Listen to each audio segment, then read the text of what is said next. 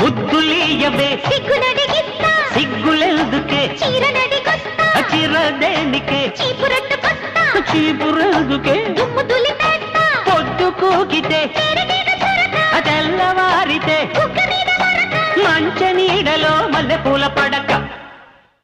కుర్రాడు బాబోయ్ తుంపదెత్తినాడు పిల్లాడు బాబోయ్ గిల్లి పెట్టినాడు అమ్మాయి బాబోయ్ అందమైన పిట్ట ఉజ్జాయి బాబోయ్ ఉద్ధరించుకుంటా